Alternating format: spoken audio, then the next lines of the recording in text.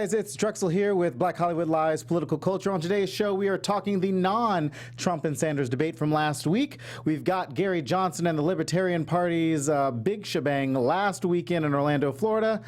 And we've got a little bit of President Obama and the G7 summit from last week. Stay tuned. We got some Natalie Cole happening here in the booth. I'm your host, Drexel Heard. Welcome to Black Hollywood Live's Political Culture. You can catch me at Drexel Heard.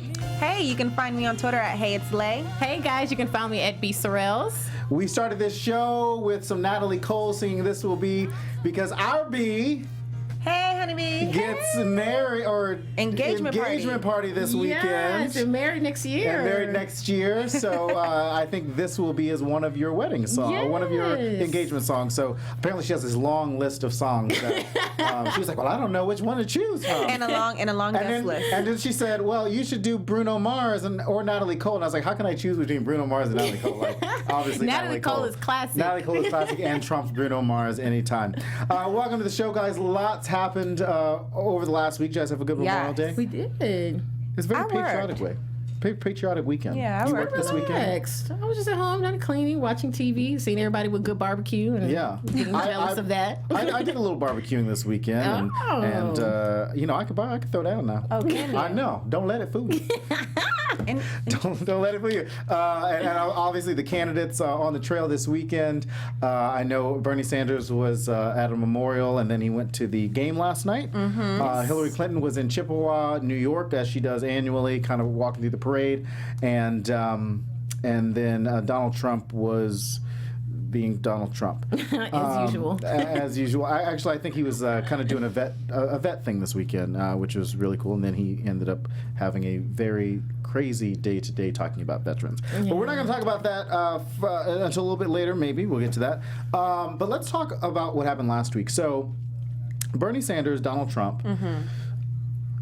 For whatever reason, so Bernie Sanders, let's set this up. So Bernie Sanders goes on, or Donald Trump goes on Jimmy Kimmel.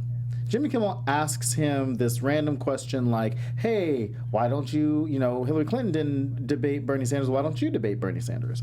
And then Donald Trump was like, oh, well, yeah, that's a good idea. Because, in Donald Trump, he thinks that everything is a good idea if it's going to make him, get him more media attention. So then Bernie Sanders tweets out, oh, it's game time, let's go, game on, all that stuff. We talked about it a little bit last week, I think. So then it went back like this, back and forth for like 4 days. Yeah. Like you didn't know. Yeah. Did we talk about this last week? We didn't, but it was all in the news. And then, like, I think it happened after the show that we were like, I don't know what's going to happen. It happened like either that night or the next day. Yes. Okay, so let's talk about the appropriateness of that situation first. Do you guys think that debate would have been an appropriate debate in general?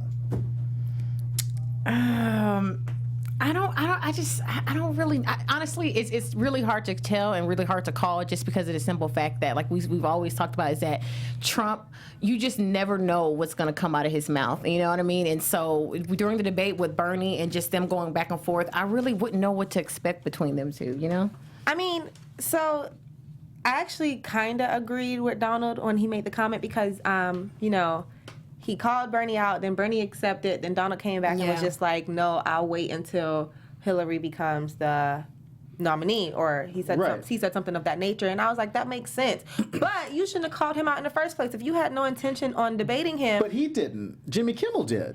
So he should have been like, there's no need for that. Like, but why would he do that? It was the suspense. That's the thing. Donald Trump always needs to follow the hype or be in the limelight. Like he could have just been chill about it and been like, nah. But because Jimmy said something about it, he was like, oh yeah, that'd be great. That's like, hush. Right. Okay. But do you guys think, okay, so we know what Donald Trump was in it for. Right. Do you think it was appropriate for Bernie Sanders to be like, oh yeah, that's a good idea, we should probably do that? Yeah, why not? I don't think so. I'm like, why not? Why do you not think so? What, as far as Trump? As far as Bernie Sanders saying that he would let's debate have Trump. the debate. But do you think that's an appropriate... now, if you are not the nominee of the party, why would you debate the other nominee of the party if you haven't named the nominee yet? I don't think it's more so the Democratic versus Republican debate, I think it's more so candidate to candidate opposed to him being a representation because But he's not. But that means he would be representing the Democratic Party, which he is not yet. But he's not the nominee for the Democratic Party, but he's a representation of the Democratic Party already. Right, but he's not. He's not the nominee. I understand what you're saying. And to Trump's point, he is the he could have put at this point. At that point last week, he would have been the second place finisher. Correct. So why would a nominee go against a non-nominee?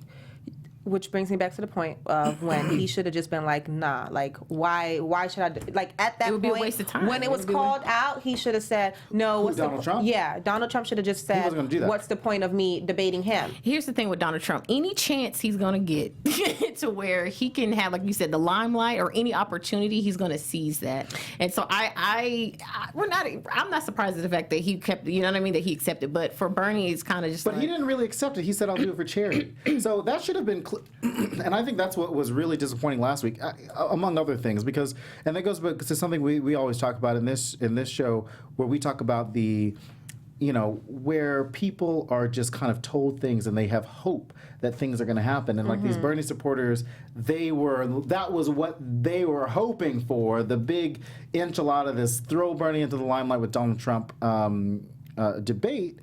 And then they were just sorely disappointed. Then they wanted to be butthurt the whole time, and they were like, well, Trump said he was going to. When Donald Trump said that he would do it for charity, that should have been clue number one. Right. Like, we're not doing this for real.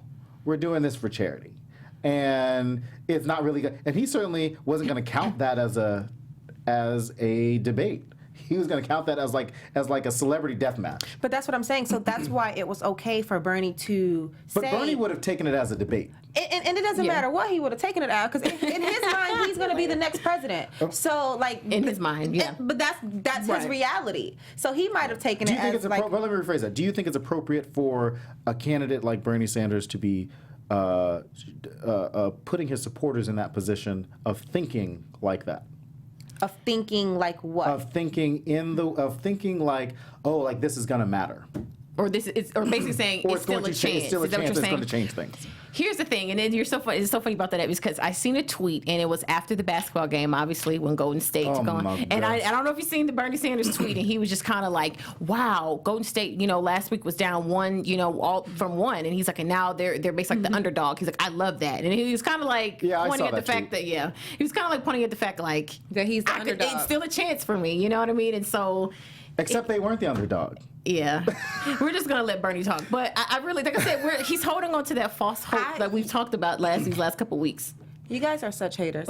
Well, how is that here? I just asked him. I just want to know. If the man wants to be hopeful and he wants to encourage his supporters and let them know, we've talked about over and over that we know the numbers and we know that it's not gonna happen. Like, we all are on the same reality. Yeah, but okay. So to that point, then, if we know the reality, you know the reality, I know the reality, Bernie supporters. I hope they know the reality of the situation. Mm-hmm. Why keep telling them that you want their money? Because. Okay. So when you bring money into this, that's what I'm saying. Generalized support. But when you bring money into it, it changes the dynamic. It does change it. It does change it. So the debate didn't happen because Donald Trump said his thing like, hey, listen, we're not gonna do this because I'm not gonna debate the second place finisher. It's just not gonna happen. And I think that I don't think that Donald Trump did not want to do this debate though. I think that Donald Trump would have gone through this debate, but I think the party said there is no chance that you're going to go out there on this debate stage because I think that it would have hurt Donald Trump. Yeah, it definitely would have. We would have seen that Donald Trump has never debated one-on-one before in this entire campaign. And so every time that he was on a debate stage, he was up against 5 other smarter people than him in terms of policy, in terms of politics, and in terms of debating in general.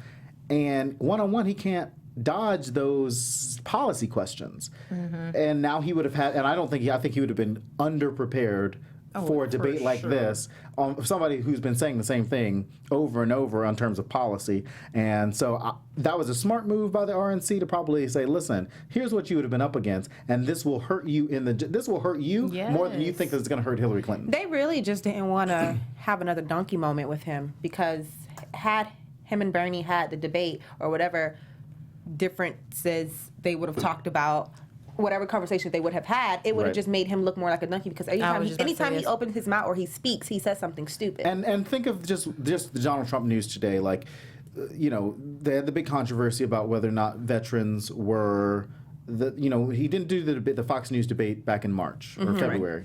And so he said that instead of doing the Fox News debate, he was going to raise money for veterans.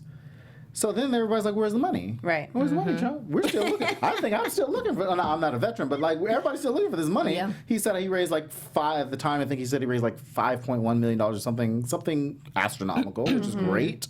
But then the vets came out and they're like, we don't have the money. So I don't think that a debate this week, a too bad news week, like it just would not have been good. Right. It would have been an embarrassment. And like you said, it would have showed that he was very ill prepared. And like you said, Bernie, say what you want about Bernie. Bernie does know his facts on certain things. And I think that would have showed it very well. Because like we said, we've talked about before, Trump he's a businessman. Right. He doesn't know, he won't be able to run. I'm praying that he doesn't win for presidency. But he doesn't know how to do that. And so I definitely think that would have shed light on the fact of like, what are we thinking of having Trump up here run for president or even be a candidate? And that's what I'm saying. Like the delegates, the pledge, he's already kind of won the pledge delegates, so it would have been a severe buyer's remorse at the convention. Like, what do we do? And I think that would have propelled somebody to run a third party, in a third party, or they would have looked at the Libertarian candidates, which we'll talk about in a little bit. It would have, and Donald Trump would have just been. It would have been. Outside of the disaster for Donald Trump, it would have put Bernie in a whole new light. And if you thought that his underdog tweet last night was something, he would have took this. If he had to debate with Donald, he would have took it and ran with it, and you wouldn't be able to tell him nothing. Right. Okay. But and it's like expected though. Like we know, like it was just. It was the most lopsided situation that it could have happened. Right. Yeah. Like, and it will be lopsided this fall. Like Hillary Clinton is a master debater. Yeah. Barack Obama a master debater. Like she knows what she's talking about. And so Hillary, whether or not it's Bernie Sanders, whether or not it's Hillary Clinton, Donald Trump just doesn't match to either one of those. I feel bad for Donald Trump. Yes, exactly. I don't know what he's gonna do. I said to somebody today, I said, you know what? I watched his press conference this morning because he came out and he had a prepared statement, which was like, and then he went crazy on the press, like, I think you're to people in that ABC News, I think you're sleazy. I was like, what is happening? And one of the press guys was like, oh, is this how you're going to be this entire time? And he was like, you bet. I was like, oh, okay, Donald Trump. I see how this is going down. At least he's been consistent with that. Like, crazy? This is nothing. Yeah, he's been consistently crazy. The way that he speaks, negativity. The way that he speaks to people, and I don't feel bad for him. I mean, looking forward to watching him get chewed apart during the debates. Are you kidding? No, I just meant he don't have a lot of time left. I just feel bad for him. He's mean. He is very mean. But I don't think I was watching MSNBC before I came in, and I said.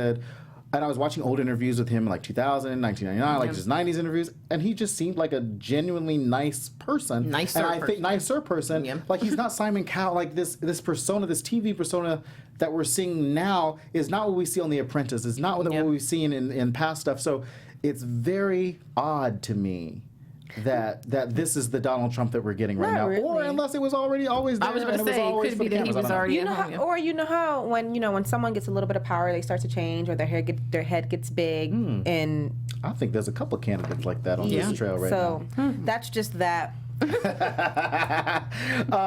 So obviously the Republicans have locked up their nomination, and so we'll see what happens at the convention. But we definitely want to know what you guys. I know a lot of people have a lot of opinions on whether or not they think Bernie Sanders and Donald Trump should have debated last week. So we definitely want to hear what your opinions are. So use the hashtag BHLPC and tweet at us because we want to know your opinions. Or just step into our chat room right now because or chat us later or talk down in the comment section. Next week is the California primary. Yes, it is. It's also Montana, Jersey, and I think New Mexico. California's big, 435 delegates next week. New Jersey has about 195 delegates.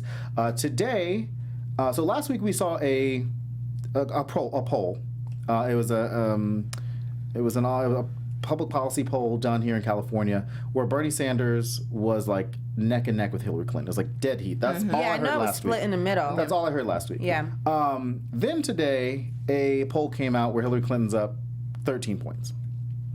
So obviously, you know, we'll see where the numbers lie next week. Yeah. But then today, Governor Brown came out and endorsed Hillary Clinton as super progressive in the country, like one of the most progressive governors in the country, came out in support for Hillary Clinton today. Do you think that endorsements at this point are going to make that much of a difference? Not really. I'm kind of on the fence because I think it depends on who decides to endorse them. You know what I mean? It really depends on, honestly, the brand and name of who decides to back them up or whatever celebrity, whoever backs them up, that's really huge and really can make a difference to where people are like, whoa, they actually back behind this person. So I really just think that it depends on, like I said, like just the size of who these people are. I say not really because I honestly can't even name someone who would be able to endorse one of the candidates that would influence. That would be huge. Yeah, that would shift something or make a great impact Oprah on the trail. Made a huge impact on Barack Obama when Oprah never endorses anybody. And when Oprah came out and endorsed Barack Obama in 2008, like that was it. We saw a lot of that though. There were a lot of people who are usually typically quiet during elections, and in 2008 they came out and they were backing Obama, and you know that definitely helped for the people who were on the fence about him from the very beginning. Oh, for sure. So, but and today for 2016 with the candidate that we have, I don't know if someone would be able to make that much of an influence. Yeah, a lot of the celebrity endorsements that we've seen, whether or not it's been Beyonce, whether or not it's been Shailene Woodley, who you know is a big Rosario Dawson, those are big Bernie Sanders supporters. Josh Danny Hutcherson, Glover, he's another. Danny Glover. He's another but then you know Clinton's got Morgan Freeman and Susan, not Susan Sarandon, and a lot of other really big name celebrities out there for her, Beyonce and Katy Perry and all those folks. I don't think the celebrity endorsements have been as influential this. Yeah, really. You haven't really. Everybody's been pretty quiet. I think just because it's been like literally anybody, but we've been so big on the Trump. Or anybody with Trump, Cruz, any of those 16 people that were out there. Even the company, Ben Carson. Even the company endorsements, though. So even if it wasn't a celebrity, if it was this big brand. Hillary Clinton got a huge environmental endorsement today, like an environmental group. And I think PayPal was probably what we talked about before. Was like huge for her. But I mean, other than that, everybody's been pretty quiet, like you said, as far as endorsement deals. I think we'll see a lot. I think we'll see a lot more push. You know, Bernie Sanders had the big nurses union. That's a huge push, and a lot of big unions, and those help in terms of bringing votes in. Right. For sure. But I think Governor Brown, being a progressive, is like he could have sat out. As a progressive and said, listen, I split 50-50 with Bernie and Hillary. I don't know where to go. Even though Lieutenant Governor Gavin Newsom here in the state has endorsed Hillary Clinton, and pretty much the entire California delegation is out for Hillary Clinton. So I don't think that it's going to have that much of an impact. I think the numbers right now, from what I saw earlier today, was that like 700, almost 800,000 mail-in ballots have happened already as of like yesterday in terms of Democratic Party, and then like 200,000 no party preference, and then like 700,000 Republican voters have already mailed their ballots in right now. I said to somebody today, well, I think that they'll split. You know, I think the no party preference people obviously skew towards Bernie, but I think that 200,000 really is like 200,000. Like, it'd be like 100,000 for like Trump, like a Republican, and then the rest for Bernie, and then the Democrat. Like I think Bernie will probably get like 10 to 20% of the Democratic vote, because Hillary Clinton tends to do better with mail-in voters than Bernie Sanders has. And it would actually, I think, one of the things that would sway is if Drexel, because you like to try to chop people's head off. I don't chop nobody's. He didn't go in on social media today. So did not. I've been particularly quiet lately. Just writing it out. If Hillary doesn't get California, like if it is neck and neck, and then Bernie kind of pulls ahead, or however it goes, that would speak more volumes than anything else, than any big endorsements or her taking California as we anticipate, because we expect her to take the primary here in California, and that would kind of be like the end of it. Like we're just ready for it to be done. Yeah, and we've seen that because Bernie has canceled a lot of his other things just to stay in California longer, to really, and I think he's really trying to push these delegates to really, you know what I mean? And Right. so he definitely will be an underdog if this happens. I mean, Yeah, and like I said, we've got New Jersey next week as well. So, and like I said, once New Jersey happens, like Hillary's up like 20 points in that New Jersey. Like that's just, and she only needs like 77 more delegates. correct. That's it. And so it's almost a little like, okay, like California's great. Like when they called for Barack Obama in 2008, they called it presumptive nominee as soon as South Dakota came in, and Hillary had actually won South Dakota that night. Right. So this idea that you can't call it early or that California's going to make that much of a difference, like we want what I love about Bernie Sanders, and I don't say that often enough, is that he is pushing the party to be on this 50-state strategy. Uh-huh. Yeah. But if we're going towards a 50-state strategy, we need to condense the primary down. It needs to be, okay, 50 states, we're going to do it. Every state, everybody has to participate. And last time, California was towards the middle. And Now it's towards the end. Yeah. And so it's kind of unfair because your bigger prize at the end. So now you really have to go Hard at the end, hard and hard at the end. And a lot of these bigger states, if Texas and Jersey and Florida and California had all been towards the end, we would have never known what was going to happen. At all. But so I think that we're just going to have to push the primary up, January, February, March, do what you got to do, campaign it out, and then see what see where the cookies crumble then. But I think that if Bernie Sanders won California next week, they would just split the delegates. Like it would be like 50-49. Like it would be something so close to where they would just split the delegates 200 apiece and be done. And be done with it. And it would definitely be a happy moment for him and you'd be happy. Look at Elayna's secretly been a Bernie lover this whole time. She hasn't been secret. She hasn't been secret to me. I knew it the whole time. This is what it is, though. I just don't like to see people get bashed. I think that Who's bashing Bernie? This ain't a Bernie bash. I like Bernie. I think he's just like that sweet grandpa who gives you candy, and so listen. But you question call him that a candy grandpa? as soon as you get that wrapper. sometimes you question it. You like, okay, how long has it been in your that pocket, word is grandpa? original. How long has that word that's original been in there? How long has it go around? How long has that been in your pocket? Don't give me the lint It's with it. Christmas, but it tastes like Easter. Right. But think about it. But when you get that candy, you just be like, okay, well, thank you. You're like, yes. okay. Mm-hmm. Yeah. Yes, So thank you. So we'll see what happens next week, and it will be a big night here on the show. So we hope you guys stay with us. It's going to be exciting week is. next week. Democrats and Republicans aside, another thing happened this weekend. Yeah. The Libertarians had a very weird convention. Mm-hmm. They're always weird. So we're now in this third party option. A lot of people obviously don't like, nobody likes, some people don't like Hillary, some people don't like Trump, some people like Bernie, whatever. We might have to have this third party option. So Jill Stein went to Harvard. She's like professor, Green Party candidate. She is the Green Party candidate. She's run twice now. So this is her second time on the ballot. Greens tend to not have that much backing, not as much as the Libertarians have had. And Gary Johnson, who was just nominated this weekend, is polling at 10%. Right. And if you get 15% of the if you're polling at 15% by the time the national debates come up later this fall, you can sit on the stage. Yeah. 15. That's how Ralph Nader sat. I mean, that's how Ross Perot sat on that stage.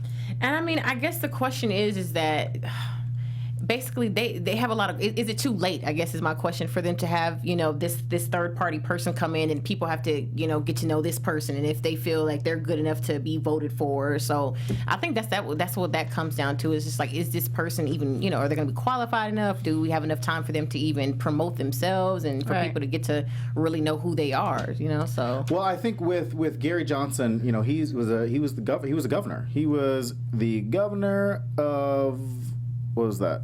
New Mexico. 29th governor, 1995, 2003. And then his running mate was also a governor. So they were Republican governors. Yeah. So it's not like Republicans don't really know them. I just think that they are now more focused on civil liberties than they are on what the Republican platform has kind of morphed itself into changed now. into, yeah. The Republicans are for the Patriot Act, but Libertarians are not. But they want, people to feel safe, but not infringing on your rights. Like, Right. that's the And you've difference seen that a between lot with a Republicans lot of different Republicans lately, and a lot of Republican figures. They've kind of shifted away from their platform just because it's changed, or you know what I mean, Right. over the years. And so I wouldn't be surprised. That's why it was so torn in the beginning. That's why they were just like, they didn't know if they wanted to support Trump to begin with, because everything is just changing. Yeah. So with the third party candidates coming in, I guess it helps give the people who are torn, or the ones who they're still on the fence. it gives them another option, and I think that they need that option because you want people to vote. So I'd rather you vote for someone that you feel comfortable with than not vote at all, if they will feel comfortable with Gary or Jill. Yeah, I have always said that I feel like, we have this two-party system that we've always known our entire life. It's pretty much the crux of our entire political system for a century. A Whig, we used to have a Whig president, and then the Whigs died off, and now they're no longer a viable party. But I always have said I would love to see more parties. We're one of the few democratic countries, that do not have a slate of different parties to choose from on the ballot. And of course, it comes down to money, it comes down to name recognition, it comes down to strong party backing and a 50-state, and like Bernie says, a 50-state strategy. And I said that at the beginning of this campaign, when Bernie Sanders came in, I said, if Bernie Sanders runs as an independent, like if he had switched in the middle of this campaign, if Bernie Sanders had run as an independent, I think he would have had a much better chance, and I think he'd have had a better chance in the fall. I think he would have been sitting on the debate stage with Clinton, Trump, and Bernie Sanders, and I think that would have been a very tight race. And a three-way race is not that bad, because you don't know, hypothetically, Bernie Sanders sitting on the stage with Donald Trump and Hillary Clinton. He's going to pull the independents from Donald Trump that don't want to vote for Donald Trump or for Hillary Clinton. He's going to pull the independents from Hillary Clinton that don't want to do that. He might sway some moderate Democrats, but they'll sway more towards Hillary Clinton. And so I think that the numbers would have been very close. And I think that if you split three ways, it's got to go somewhere. It's got to go somewhere. So we agreed on that once, though, that had he ran as an independent, then he would have had better chances. Because remember, we talked about what was hurting him the most is the fact that it's between him and Hillary. It's between him and Hillary now, with all the experience and all the history that she has to be the president. So we always said if we didn't have to, we have to have one nominee for the Democratic Party. We can't have the both of them. But had he been an independent, or if he wanted to be with the Green Party, had he been somewhere else, then he would be performing a lot better. Right. But it's because we had to choose. Right. Yeah. And I think that we had, like I said, the first show, I said we had Democrats had a really strong slate of candidates back in 2008. Yeah. I think if there would have been a strong, if it was Joe Biden, Hillary Clinton, Bernie Sanders, I would have been so excited with Joe Biden. Or so, I think that would have been a very close race, and I don't think that the numbers for Bernie Sanders or Hillary Clinton would be as big as they are. I think, again, you put three people in a ring, the numbers are going to be so close, it's going to be a lot more difficult to hit the magic number that you need to. And I think two of those candidates would have come out, and they would have had to go head-to-head in the convention, and that would have been a truly contested convention at that point. Yeah. And let me just say, if Joe Biden would have ran, I would have been a huge Joe Biden lover. I would have had a Joe Biden. Forget Hillary. I would have been loving Joe Biden. I would have been up here. You say what? That would have been this would be more easier. This affirmation, okay?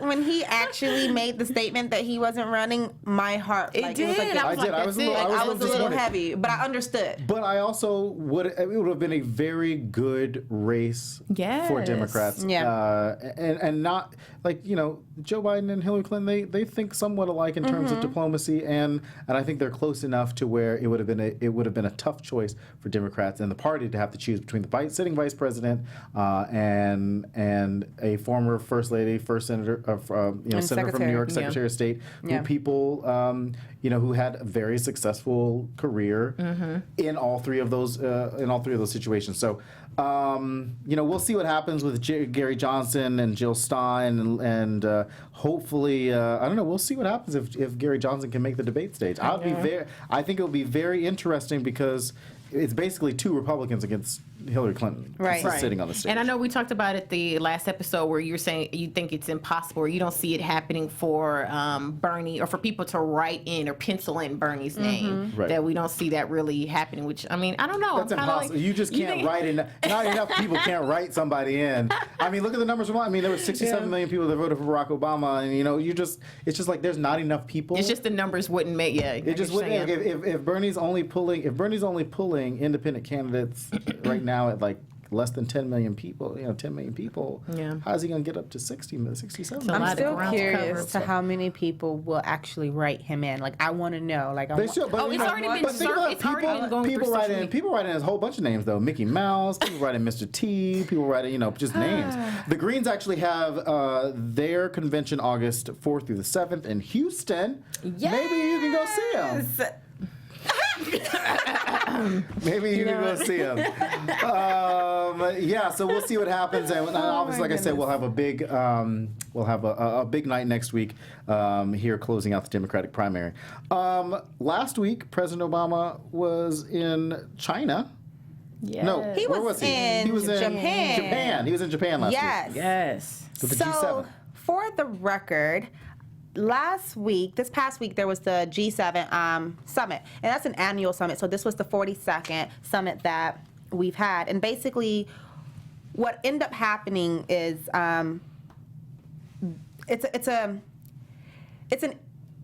So this is what I have to break down, because I remember I was talking to one of my friends and they didn't understand what the G7 summit was. Mm-hmm. So basically there are 7 democracies that get together and they basically talk to discuss solutions for global problems and just a whole bunch of stuff that's affecting us whole. So the people who are part of the G7 are the US, Canada, France, Germany, Italy, the UK, and Japan. It used to be the G8. Yeah. So we're missing one. I don't know who we're missing. I have to look it up. I'm not sure who dropped out, but I know for the past few years, at least that I've been into politics, it has been the G7. So they talk about solutions for global challenges, and since they all share the same fundamental rights like democracy and human rights, it makes sense for them to talk about these things that are concerning all of them. One of the top priorities this time, however, is Russia.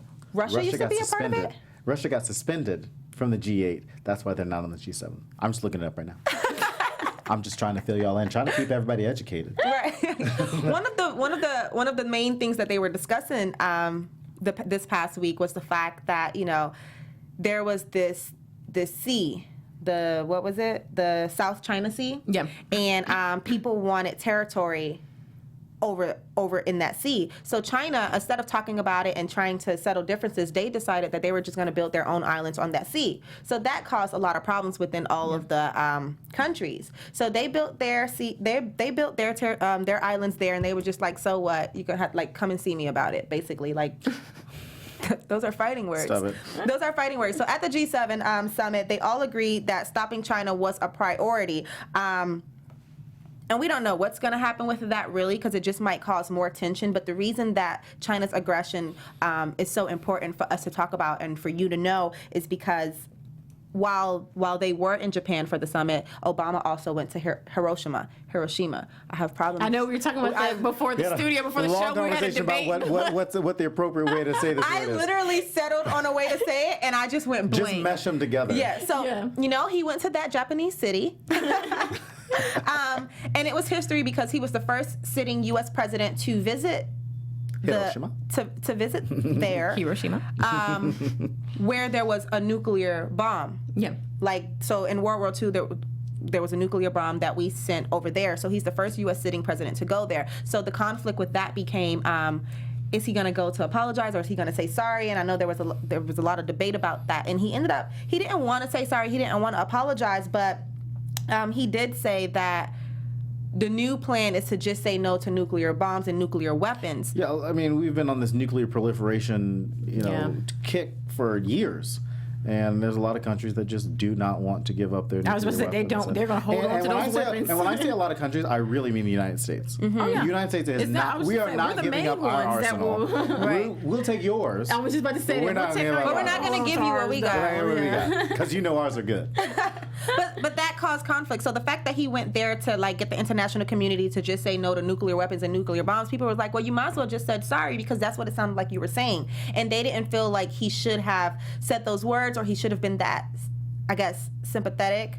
Yeah, I think that, you know, I read a part of the criticism this weekend from some people, and they were like, well, you know, had we not dropped this atomic bomb, we would, you know, World War II, things would have still been happening. World War I would still have been going on, and it would have not stopped. You know, think of Pearl Harbor, and you know, think of things that happened in the gist of all of this had we not dropped that bomb, and a lot of American lives, you know, probably would have been lost had we not dropped that bomb. Right. Which is such a like cynical way of thinking. Sometimes you're like, oh, had we not destroyed a whole country, we just saved, you know, some lives, some American lives. Which obviously the first role of the United is to protect the American people by any means necessary. But at what cost do you allow that to happen? I think that's always a tough call for anybody to say, oh yeah, we're just going to send. It's like, you know, any kind of war. Yeah, I'm going to send these troops out to war. But at what cost? Or I'm going to send this drone, but at what cost are you going? You know, if you're taking out one life, what do you have to take out to get one person? And that's why drones are so controversial, because you know, you're going after one terror cell. You've got 200 people got 200 people in the vicinity of that area, so you're taking out a whole village. And you know, a lot of folks lost in Hiroshima. So Hiroshima. The people who were upset, they were making it seem like Obama was saying that the U.S. is weak. And I don't think that's what he was doing. Like, he didn't make the call. They've been saying Obama thinks the country is weak. I think it was a very humbling. I love that he did that. And that's what I'm saying. Like, I feel like he was just showing his respects. Like, you are in a city. You're in their country. Yeah, you're in their territory. Exactly. And they have a lot of hatred toward you just because you're the president of the United States. And the United States is who ended up dropping the nuclear bomb on them during World War II. So it's just like, show some respect. And the fact that he did show respect, he didn't go up there and say, listen, I'm sorry that we dropped the bomb on you and this and this and that. He was just like, you know, it happened. It is what it is. Let's start saying no to nuclear bombs. And this is not the first time that he's mentioned saying no to nuclear bombs. So that is just some of the things that happened this past weekend, or this past week during the G7. Now you're going to hear a lot more about G7. So I'm happy that I was able to introduce that, because it's just a preview of the issues that they're going to be attacking. And I think that it just goes back to a lot with this campaign, this current campaign is about. You've got this president who, you know, you've got Angela Merkel, you've got a lot of really seasoned politicians, heads of state sitting around this table, and you really have to have somebody who is at that level, ready to go, because we are not in this time where things are calm. And if America is not leading like Barack Obama has been doing in terms of like diplomacy, in terms of like keeping everybody on the same page and everybody calm, who gets China to the table on climate change? Like, who does that? And so if they're not, if you don't have, whether or not it's Hillary Clinton, whether or not it's Bernie Sanders, whether or not it's Donald Trump, whether or not it's Jeb, but whether or not any of those people, if you're not ready, somebody is going to fill that vacuum. And if it's not America, then we're going to be in trouble. And then I think that's the same thing we talked about during the show before, is that Barack has a very his way of thinking is very like, we can agree to disagree. And I think that was really what he was trying to say, Hiroshima or Hiroshima, that it's okay to disagree. Like you say, it happened. Let's move forward. Let's do better. Let's learn from that. Let's do better. Yes. And like Maya Angelou says. Was it Maya Angelou? When you know better, you do better. Yes. See, when you know better, that's what Barack Obama said. From Maya Angelou. Was it Maya Angelou? Oprah said it. Oh, okay. I know Oprah said it. I thought it was Maya too. Somebody better look that up. Okay. Somebody better look that up. Anyway, just expect to hear more about how to stop China's aggression and just get rid of our world's nuclear habits. It's about that time. Yeah. B, what you got with the trending topics? Trending topics going on around the world. So first off, earlier this week, the former Attorney General Eric Holder, he had a recent interview where he said that the NSA agent, who we know as Eric Snowden, was right. He said, he quoted, he did America a public service. And he said, which was necessary, but he still deserves the punishment for it, which I thought was pretty interesting. I was like, okay, so you feel that, we obviously deserve to know about the privacy and our privacy going on as Americans, but you still think that he deserves punishment for that. Well, I mean, it's like the old adage, like, okay, well, just because you smoked a joint, it's still illegal in certain parts. So, correct. Like, we might not feel that it's illegal, but it's actually still illegal. So we can't go back. Like, we can't not do something. We can't not enforce the law because you did us a service, or because you were doing something. Right. Well, that's a bad analogy, but like I was gonna. A better analogy is more so like if you murder someone and then I try to murder you because you murdered someone. No, the law is for you to serve your time and to be punished. If you get sentenced to the death penalty, then fine. But I don't have the right to kill you just because you killed someone else. Because they'll try him for treason. Right. Yeah. And so there is, I think, with Edward Snowden, and and if you look at our candidates now, obviously Donald Trump feels a certain way. Yeah. Throw him in the ringer. I think Hillary Clinton feels a lot like Eric Holder, where the punishment fits the crime, and that's what it is. And Bernie Sanders like, well, he did nothing wrong. So and I think that's where kind of our candidates. It just kind of depends on your how you think. Yeah, exactly. Yeah, for sure. I personally believe that I want to know if you're gonna sit there and drop these these documents and let us know that look that people are watching you. I want to know that. But you never know what's in those documents and how that's going to affect what happens around just the world. Globally, yeah, as far as secrecy. There was a moment, I don't know if you guys remember, but when they found out in those documents, when Brazil's president found out she was being spied on, they were pissed. Upset. And so you don't really know what is happening. It's kind of like Hillary Clinton's it's kind of like the email situation. Yeah, it's like leaking certain information, but not to a lot of those. I feel like a lot of those emails were classified, not because they had classified information in them, but because she probably said something like that over in Germany, and who knows what could have happened. Yeah, it's more like an outside. Right. Well, yeah, just because the fact that people tried to hack into that. So if they were successful with hacking her emails, then that would have caused a whole nother issue. You know what I mean? Yeah, but I mean, people are trying to hack everything that we do. No matter what server it is. It's 2016. Yeah, they're going to track anything. So what I thought was hilarious, guys, is this video that was floating around with Bernie Sanders. I'm so upset. Bernie Sanders apparently, so obviously it's been confirmed that he didn't, but that he walked out to DMX. Where the Hood At is the song. We have the video, so we're gonna play it right now. Let me tell you why I'm upset about whatever it is that we're gonna talk about outside the bubble, because I watched this video and I was like, I already think Bernie think he might be half black somewhere in his mind. So I was just like, I wasn't surprised, and I was just like, this is bold. This was a bold choice for him. So I'm thinking it, that it was a true video and that it was real, and it should be playing for you guys now. And I was just like, I was hyped. Shocked. I thought it was gonna be I'm gonna make me lose my mind. Like couldn't have been in any of that. Because look at the crowd. Look at the hand that's going up and down. Like the hand that's going up. So they're obviously playing something in that room. I don't know what they were playing. And at that moment, after seeing this video, I was like, whoa, Bernie is really trying to win this black vote here. He was in Oakland last week. He was in Oakland yesterday. Yeah, and so this apparently happened in Lancaster, and in major outlets were releasing this, really thinking it was a legit thing. And even me and you just talked about it before the show, and you were like, it wasn't real? And that's why I'm so sorry. I watched the video, and I'm like, oh yeah, they played the song. It sounded like they were literally playing. The visual made it look like they were playing the song there. But I heard that it was a Sanders supporter who did that video to do a social experiment on how people will now view him. No, how people take things and run with them. Oh, yeah. I'm like, this is not the time to be playing around. And they definitely, literally every media thing was like, wow, Bernie's so cool. Like he came out to DMX, and DMX should definitely back him up. But you know what Bernie did do in terms of a song this weekend? They sang "We Shall Overcome" in Oakland.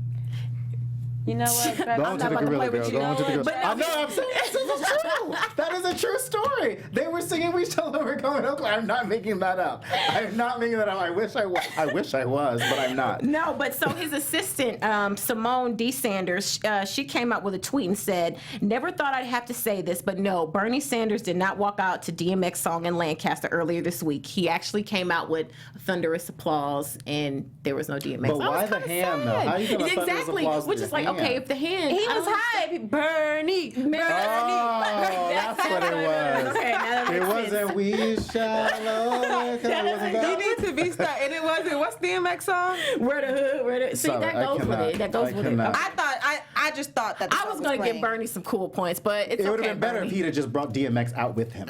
No, it would have been tragic. It would have been very tragic. It would have been very desperate. Oh, my goodness. And so, sadly, guys, our last topic, which I'm pretty sure everyone has been seriously talking down my social media page, Yeah. our pages about it, is the gorilla attack that happened in Cincinnati. So, oh, he's so sad to look at. So apparently there's it was a 17-year-old gorilla who, he was originally, I can't remember where he came from, but they shipped him to Cincinnati. And It wasn't a girl gorilla. I thought the gorilla was a female. This gorilla was bred in captivity. It was bred at the zoo. Yeah. And They brought like a male and a female and bred bred him there. And so a parent basically wasn't watching their child, and, you know, sadly the child fell and they're in the pit. And You can't say that like that.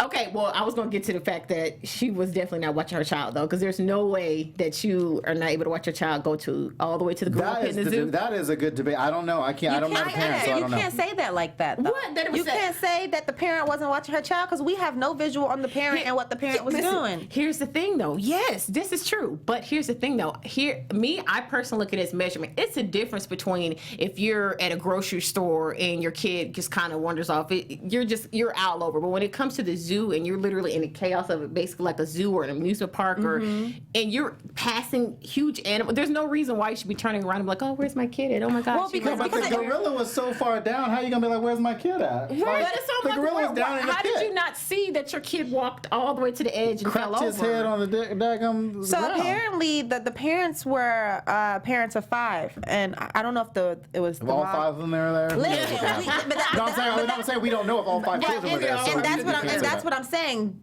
I don't know this mother's. You know, obviously None of us have kids, correct. obviously it's unfortunate, but I mean, I don't have children, so I can't really relate. But I do know that if that mother watched her son every second of every minute, the 1 second that she looks away, if he falls down, you cannot just say she wasn't watching her kid. Like that one, like we make mistakes every but day. I think, Correct, but but here's the thing. I it's think the time frame of how long. right. You get what I'm And saying? I think that it takes a lot for somebody to climb. Exactly. To get over I do in not- there. I There's do a think lot you're- going I do on. agree on that part. I think that's where the debate part is. It's not so much that she looked away, because like you said, we're all imperfect parents. We Right. get busy. We have so many kids, and you Right. can look away. Like I said, you can easily.